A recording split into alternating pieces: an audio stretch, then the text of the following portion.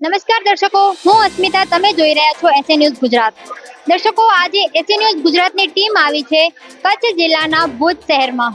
અહીં ભુજ શહેરમાં જે કલેક્ટર સાહેબની કચેરી છે ત્યાં અમુક બહેનોનો ટોળો આવેલો છે.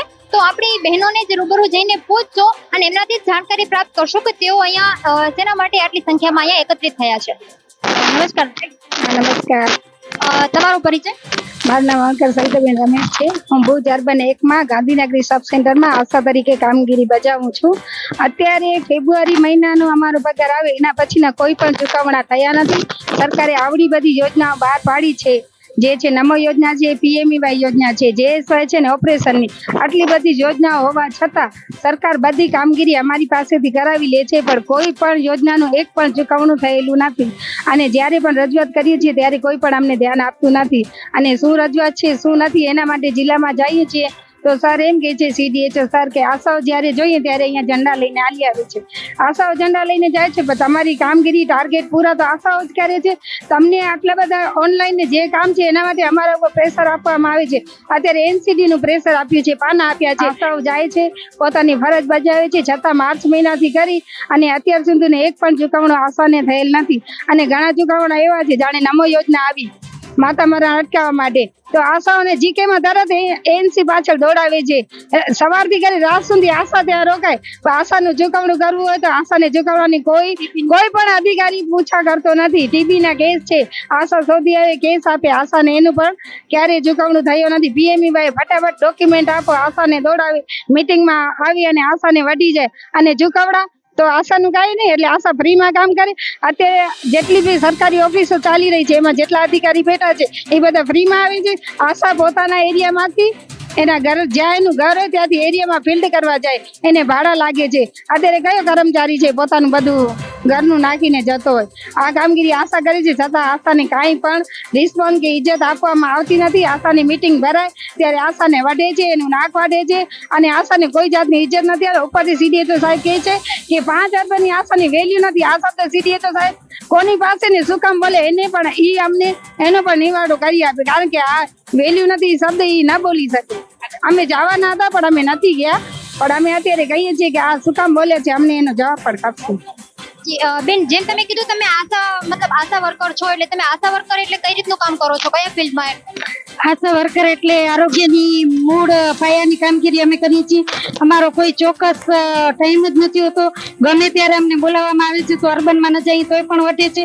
અમારા પાસે પેટ્રોલની સગવડ હોય ન હોય તો કોઈ જોતું નથી. 4 મહિના પગાર નથી હોય તો પેટ્રોલ કોણ ભરાવી આપે? ને પણ ન જઈએ તો વટ પડે.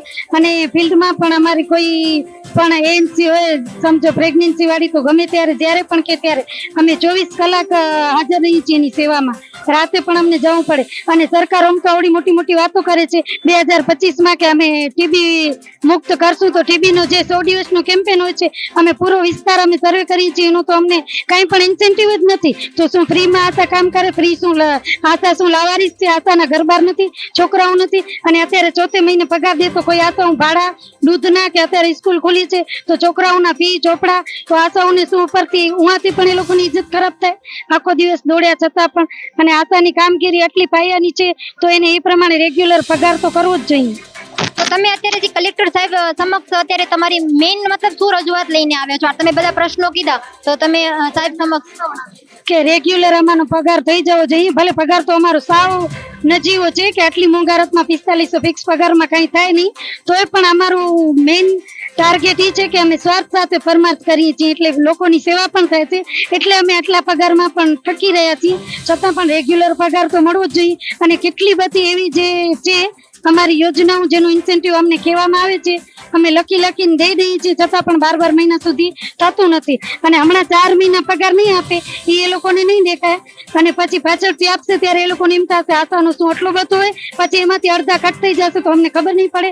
એટલે એક અગત્યની અમારી એ માંગણી છે કે દર વખતે અમારા ઇન્સેન્ટિવ ભેગી અમને રસીદ આપે તો અમને ખબર પડે કે તેના કેટલા રૂપિયા જમા થયા એ અમે જોઈ શકીએ. પછી અમને કહે છે બેંકમાં એન્ટ્રી કરાવી આવો, એમાં અમને કાંઈ ખબર નથી પડતી.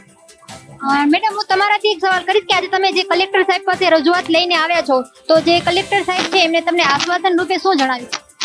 અમને સર એવું કહેવામાં આવ્યું સર થ્રુ કે આજે સાંજ સુધી હું CDHO સરને બોલાવીશ અને તમારો જે પરમાનન્ટ નિવાકરણ થશે એ હું કરાવીશ ને જેટલું કલેક્ટર સાહેબે સારી અમને સાંભળી અને સાહેબે એમ કીધું કે તમારી જેટલી બી રજૂઆતો છે તમે મને લેખિતમાં આપી જાઓ, CDHO સર જોડે મીટિંગ કરી અને તમારું નિવારણ કરી આપીશ. એને સારો જવાબ આપ્યો, અમને સારી રીતે સાંભળ્યું. દર્શકો, અત્યારે જે અહીંયા બહેનો એકત્રિત થયેલી હતી એમના આપણે વિચારો જાણ્યા. તેઓ આશા વર્કર બહેનો છે, જે આરોગ્ય કર્મચારીઓ છે, તેઓ આવેલા હતા અને એમની એ માંગ લઈને આવેલા હતા કે એમના લગભગ 3 થી 4 મહિના થઈ ગયા છે જે પગારનું ચૂકવણું હોય એ બાકી છે.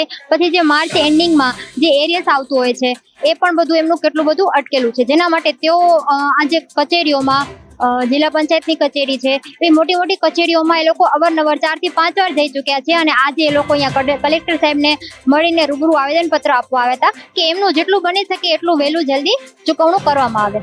એવી જ ન્યૂઝ જાણવા માટે બને રહો અમારા ચેનલ સાથે. ધન્યવાદ.